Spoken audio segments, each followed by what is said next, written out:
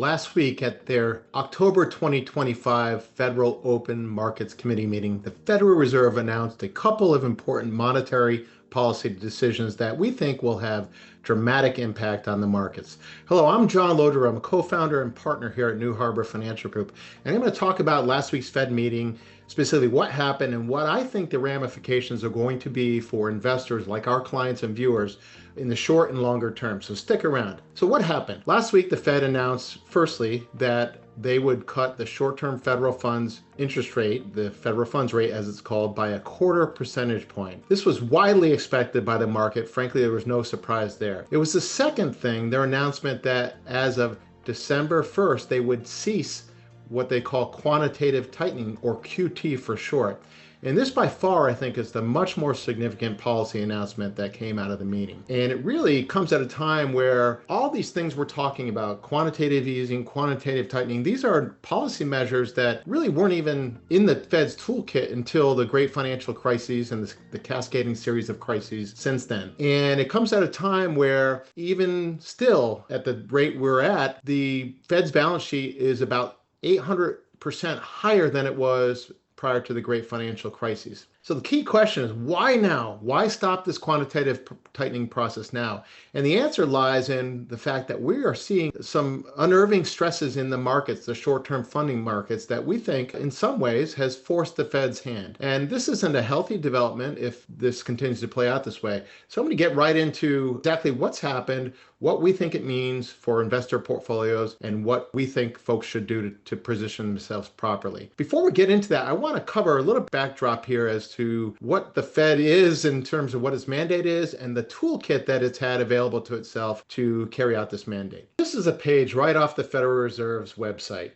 and it lists the different policy tools. You can see there's a list here of 8 or 9 different policy measures. They have what are called, what I've taken the liberty to annotate as traditional tools. These are tools that they've had for pretty much their inception over 100 years ago as an institution. And then all these newfangled tools I've listed as modern tools. And these are all policy measures that in large part were rolled out in response to crises, not some forward-thinking, innovative monetary policy, but all in response to crises. Starting with the great financial crises, housing bust, in other words. In late 2019, we had a repo crisis. Some may be familiar with that. It was kind of not really reported on the headline news. Of course, in 2020, we had the COVID crisis and the disruption there. In the spring of 2023, we had a mini banking crisis with some high-profile bank failures like Silicon Valley Bank and the like, and so on and so forth. So these are broad toolkit, but much of this has been rolled out in extreme ways over the last 15 years, let's say. So let me talk about the dual mandate that the Fed has. The first of the dual mandate of the Fed is to achieve what they describe as maximum employment. In other words, to try to keep the unemployment rate low. Now, clearly that's going to cycle up and down with recessions and whatnot, but they see part of their mandate to manage the degree to which joblessness becomes a problem. The other is price stability. That's code for inflation. A long time ago, I'm not sure how, why, or where, or on what basis, the Fed decreed that 2% was the magically optimal inflation rate to achieve.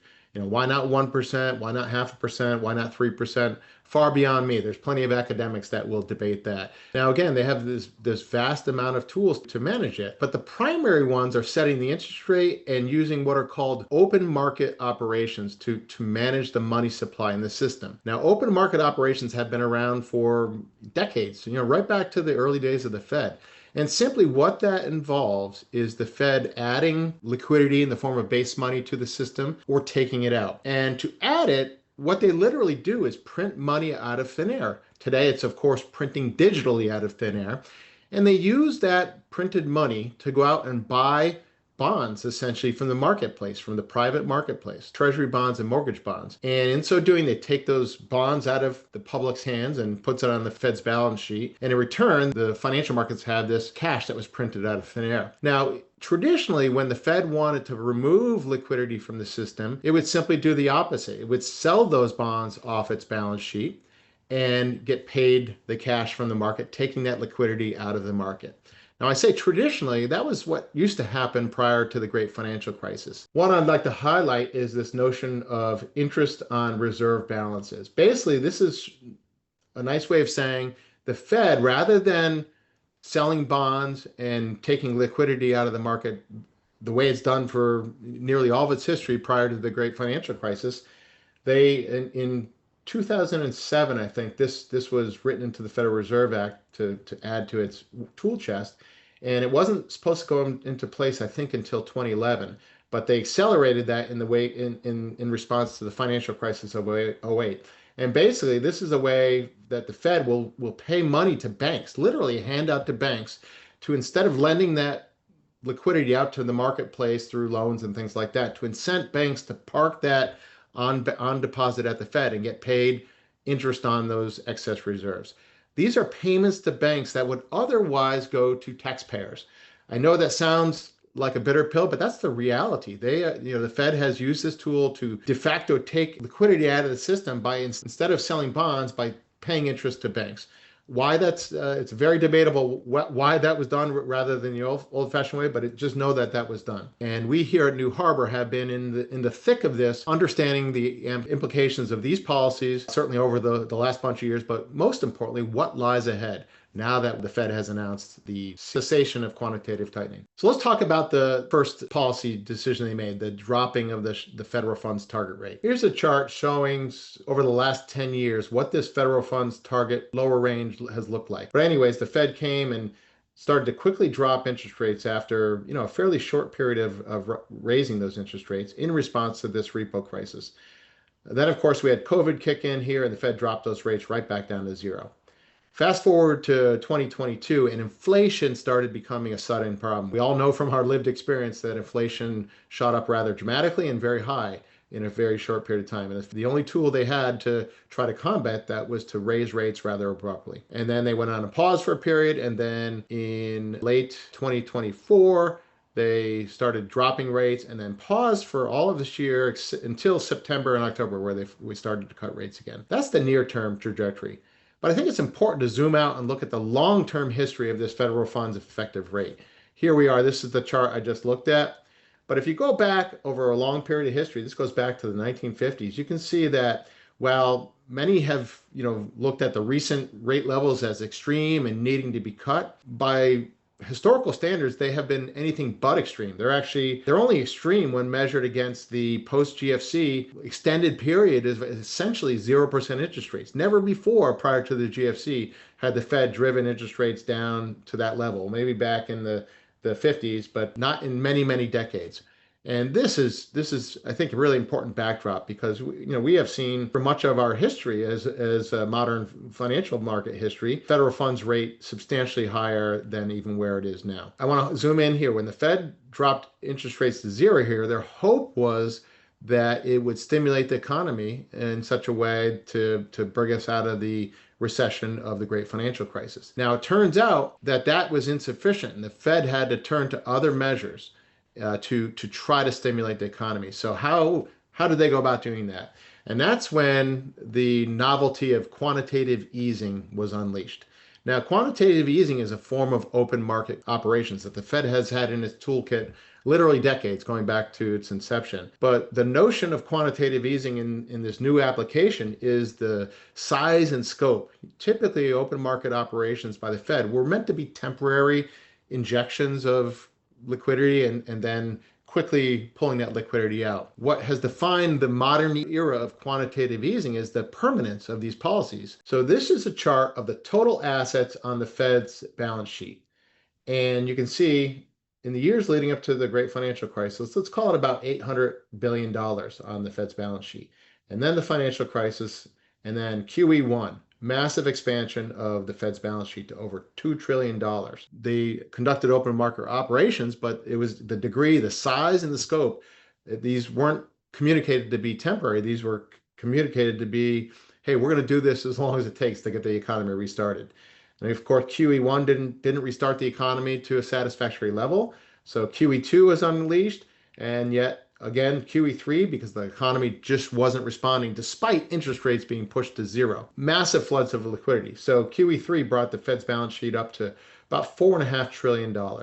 Then there was a plateau period. I will note that while the Fed paused here in terms of additional QE, the rest of the world took up the baton. If you look at the central banks across the world, they started printing like crazy and doing their own forms of QE. So globally, this liquidity mountain continued to expand. The Fed started to tighten their balance sheet, quantitative tightening as it's called, which is the opposite of quantitative easing, the letting of bonds on the Fed's balance sheet slowly roll off. And there's a lot of nuance in how that was done. But it didn't last very long because we had the repo crisis in 2019 and then COVID, and that unleashed the mother of all QE, QE4. And this was a size and scope and permanence that we had not yet seen before.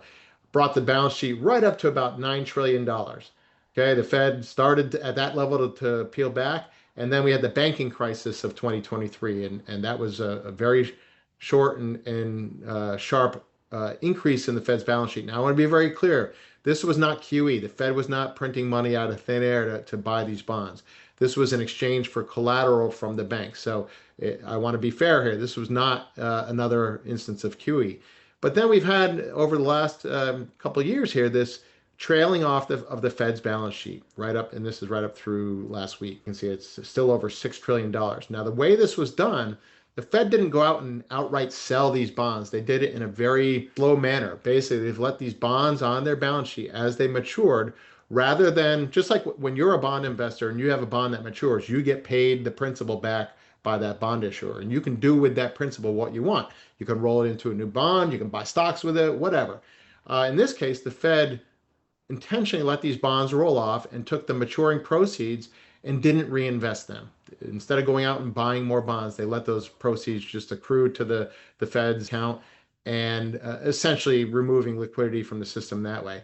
But the fact that the Fed has called for an end of quantitative tightening when we're still vastly, vastly above the levels we were pre-GFC, and even after QE3, it just speaks to the fragility of the market and a black hole that perhaps we can never get out of.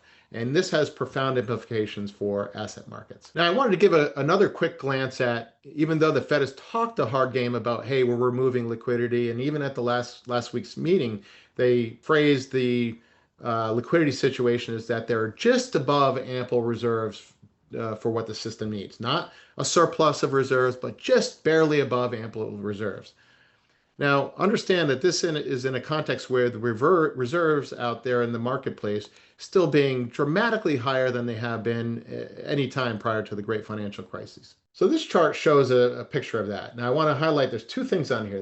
There's what are called reserves of banks on the Fed's balance sheet. Basically, this is where the banks can park these excess reserves and get literally paid a windfall interest by the Fed that otherwise would be paid to taxpayers and defray the amount of costs that the IRS needs to collect in the form of taxes from taxpayers. The other one is what are called reverse repo arrangements. This is where a whole manner of institutions, including money market funds, could park assets at the Fed and get paid a rate. Now you can see that is dramatically drained down to essentially zero. Let's call it zero over the last handful of years. Now, a lot of people have focused on this and have used this as an example to say, geez, look at the liquidity is totally dried up, forgetting, of course, that we still have nearly $3 trillion of excess bank reserves on deposit at the Fed, getting paid, again, interest on excess reserves. I would take issue with the description that the Fed has tightened so much that the liquidity situation is dire. We are dramatically still awash in liquidity that there seems to be no way out of. I want to now highlight some key developments in funding markets that we think have been the large catalyst for why the Fed has decided right now to call an end to quantitative tightening. So in this chart, I'm highlighting what are called overnight repurchase agreements. This is basically a facility that funding markets, especially during times of stress, can go to the bank and find liquidity. Okay, there are two forms of overnight repos. There's overnight repos, total securities. This is both treasury securities and mortgage securities. They're two buckets. And you can see here, the repo crisis that I talked about earlier in 2019, this is what happened. A very, very large spike in the usage of the repo facility. Okay, those were temporary repo facilities. Now you can see what's happened in just the last couple weeks, the end mid-October, let's say, through today. You can see a very similar spike. This is not a healthy sign in a vacuum. This shows a lot of stresses in the short-term funding markets. And even another facility that the Fed put in place after the 2019 crisis the so-called standing repo facility. This is a headline from October 29th, the day of the Fed meeting last week. And you can see the Fed standing repo facility hits record high as policy meeting outcome looms. So what is causing this stress in the funding markets that has the Fed spooked, and I think ultimately the market is likely to be spooked? Well, we've seen news in recent weeks about the failure of some non-bank lenders, some high-profile subprime auto lenders, for example, companies like Tricolor and First Brands, spectacular failures there, and reverberations that started to flow into some of the regional banks that were you might say in a reach for yield, becoming lenders to these underwriters of subprime car loans. This speaks to a stress, a lack of discipline in credit markets that seems to be starting to be sniffed out. As Jamie Dimon, the CEO of JP Morgan Chase, said a couple weeks ago, usually when there are some cockroaches in the form of these big failures, there are more to be found. So it remains to be seen, but the markets are on jitters. And this, no doubt in our mind, has forced the Fed's hand. Another glance at the stresses we're seeing in funding markets are in some of the overnight rates that we see. This is a post by Mohammed El Arian, former CIO of PIMCO and Allianz, a guy that's been around markets a long time. And this is a chart that was posted in Bloomberg. And you can see there's a couple things to note here. There are some different funding rates here. These are important rates, the tri-party general collateral rate and the secured overnight financing rate, otherwise known as SOFR. You can see those have spiked up above since about mid-October, spiked up above the target range for the federal funds rate. That, in a nutshell, is not a healthy thing. I'm not going to get into all the policy and academic wonky reasons why that is, but trust me, this is not generally a very healthy thing. And if we don't see this calm down soon, it's likely a harbinger of more stresses to come. So in a nutshell, we had a Fed that came with a pretty dramatic policy announcement of the ending of QT, when literally just a drop in the bucket, so to speak, of all the liquidity that was unleashed in the markets over the last 15 or so years. Barely any of that was taken out. Not a material amount in my very strong opinion. We see there's still over $6 trillion on the Fed's balance sheet and up over 800% from where it was pre-financial crisis. Still a lot of liquidity in the market. And if the system is starting to strain under that, it just speaks to a fragility that I think investors should be very weary of. So I want to talk about what this means for investment portfolios. The fact of the matter is when a credit crisis unfolds, it's highly unpredictable. It's too early to say if this is going to unfold into a full blown out credit crisis, but the warning signs are sufficient enough that we think investors should be on heightened alert and should absolutely be scaling back risk to levels that they're comfortable with, especially in light of their financial plan. So many times we see investors taking more risk than they need to satisfy their financial needs simply because they're fearful of the missing out of the market going higher, or fearful that their neighbors are boasting about rocket ship returns when they're otherwise inclined to play it a little safer. Now's the time to really reassess your risk tolerance and bring it back to your own financial plan. But I did want to talk about some specific asset classes. Broadly speaking, most investors are either in some mix of stocks and bonds and maybe some window dressing along the edges. So I want to talk about those broad asset classes. Let's talk about the bond market. Now, in a vacuum, the Fed saying, hey, we're stopping QT, in a vacuum, that's a positive for the bond market. It simply takes away some selling pressure in the bond market that otherwise would be there if QT continued. So that in a vacuum can only be helpful for bonds. Now, there's a lot of nuance here, however. So, for example, the Fed said our plan for stopping QT is to keep the balance sheet at a constant level of where it will be on December 1st. So that means they don't want the balance sheet to continue to go down. So how are they going to do that? Their plan is to take maturing proceeds of bonds, mortgage bonds on their balance sheet, take those proceeds and use it to buy short-term treasury bills issued by the Treasury. So the balance sheet will stay the same. It won't continue to go down like it has been over the last few years. There's been some talk about this concept of fiscal dominance, essentially a central bank that is dominated by the fiscal authority, Congress, and the spending practices of Congress. Now, we've talked, and most people know that Congress has outspending more than it should, more than it's taking in, and the budget deficits have been ballooning pretty consistently over the last bunch of years, Republican and Democratic parties alike. We have seen an expansion in the debt to GDP.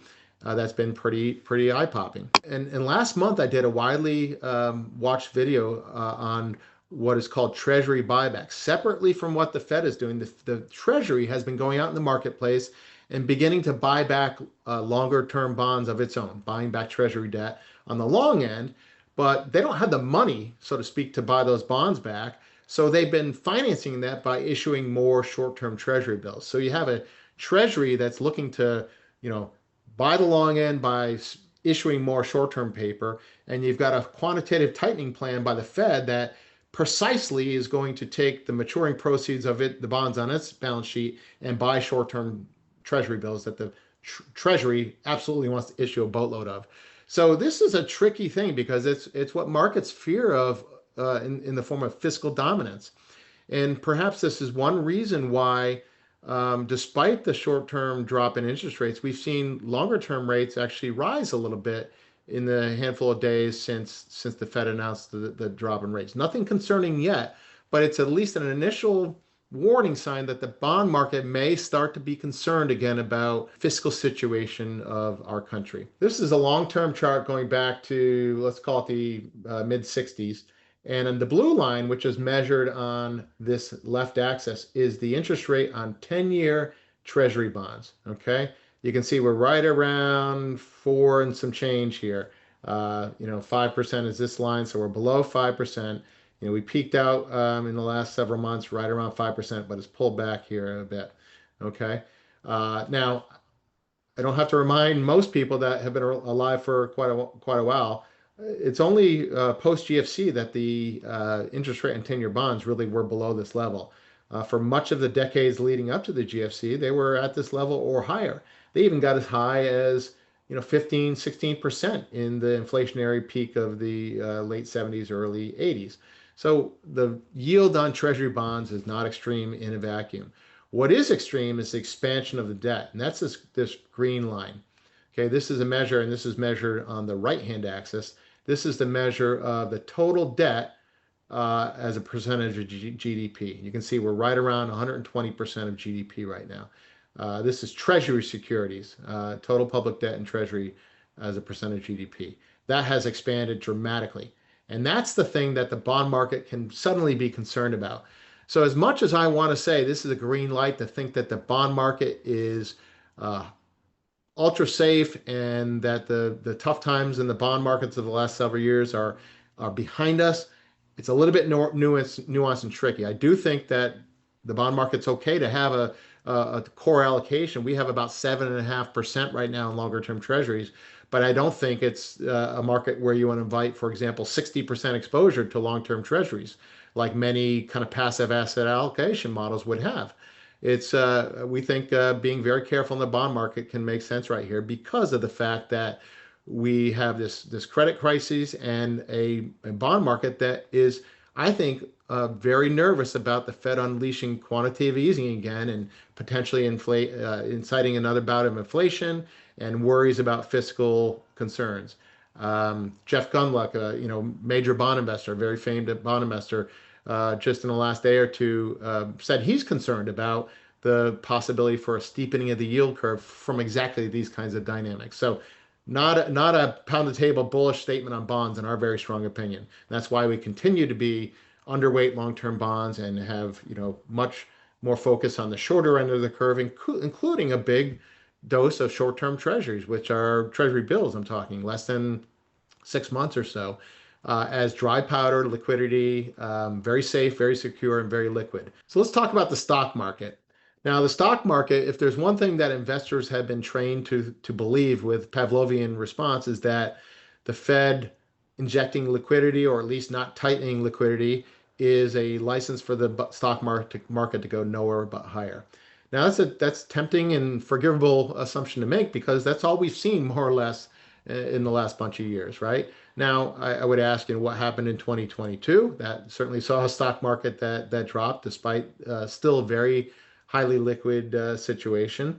And the bottom line is that liquidity isn't this kind of concept of cash on the sidelines waiting to go into the stock market. That's a big kind of misconception that keeps getting propagated by Wall Street and mainstream media. The fact of the matter is there's always the same amount of cash in the system unless the Fed retires that cash through, for example, selling off its bonds on its balance sheet and taking the cash that it receives and literally retiring that cash. Uh, the reality is every dollar of cash that goes from the sidelines into the stock market is simultaneously trading cash to the person who sold that stock, and they own the cash. So there's the same amount of cash on the sidelines.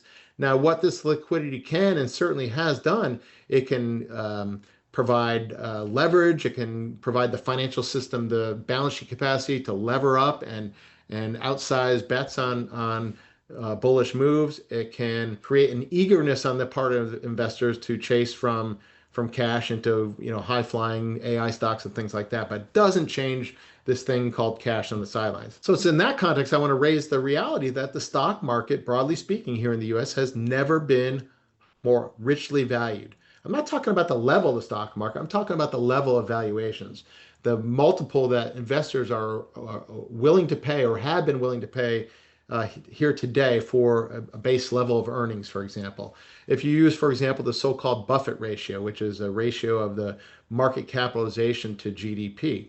He, a long time ago, quipped that if there was one measure I would use to determine if the market's overvalued or undervalued, it's this particular measure. And he says as soon as it starts getting above, say, 100% of GDP, he starts to get worried. Well, that metric has for some time now been over 200%, the highest point in history.